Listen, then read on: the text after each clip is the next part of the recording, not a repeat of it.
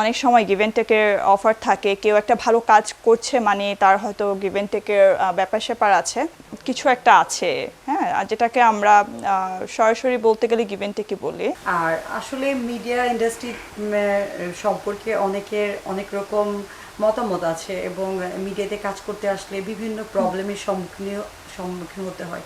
সেক্ষেত্রে আপনার কি এরকম কোনো কিছু হয়েছে ফ্যামিলি থেকে বা আশেপাশে থেকে কোনো প্রবলেম, সমস্যা? ফ্যামিলি থেকে, আমার ফ্যামিলিটা আসলে একটু কনজারভেটিভ মাইন্ডেড, তো ওনাদের থেকে আমার আসলে ওই সময়টাতে তেমন কোনো কি বলে এটা, হেল্প ছিল না। ওনারা আমাকে ওইভাবে আসলে কোনো হেল্প করেনি। ইভেন মিডিয়াতে কাজ করাতে ওনারা যথাযথভাবে অনিচ্ছাই প্রকাশ করেছে। আর মিডিয়ার বিষয়টা আমরা সবাই একটু নিজেদের মতো নিতেই পছন্দ করি। অনেকে বলেন যে এখানে অনেক সময় গিভ অ্যান্ড টেকের অফার থাকে, কেউ একটা ভালো কাজ করছে মানে তার হয়তো গিভ অ্যান্ড টেকের ব্যাপার স্যাপার আছে। এই জিনিসটা আমি আমার লাইফে আসলে কখনোই ফেস করিনি, আর আমি এটা সম্পর্কে বলতে পারবো না, কারণ যেহেতু আমি এটা ফেস করিনি, আমি শুনেছি, শোনা কথা আমি আসলে বিশ্বাস করি না, এবার আমি এটা বলতে পারবো না।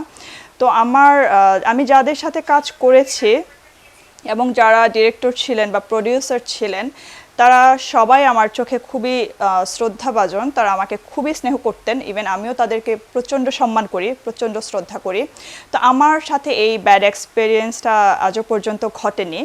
আমি এটা আসলে বলতে পারবো না। তো ওভারঅল আমার ফ্যামিলি সাপোর্টটা ছিল না, বাট আমার আশেপাশে যারা ছিল তারা আমাকে প্রচণ্ড সাপোর্ট দিত সবসময়।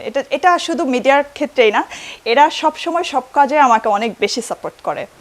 আসলে ধারণা, মানুষ মিডিয়ার বিষয়টা হচ্ছে কি, মানুষ নিজেদের মতো করে নিয়ে ফেলে, যে আসলে একটা ভালো কাজ করছে বা করতেছে, এর হয়তো মানে কিছু একটা আছে, হ্যাঁ, আর যেটাকে আমরা সরাসরি বলতে গেলে গিভ অ্যান্ড টেকই বলি। বাট আসলে এটা আমি জানি না কতটুকু আছে, যেহেতু আমার এটার এক্সপিরিয়েন্স একদমই নেই।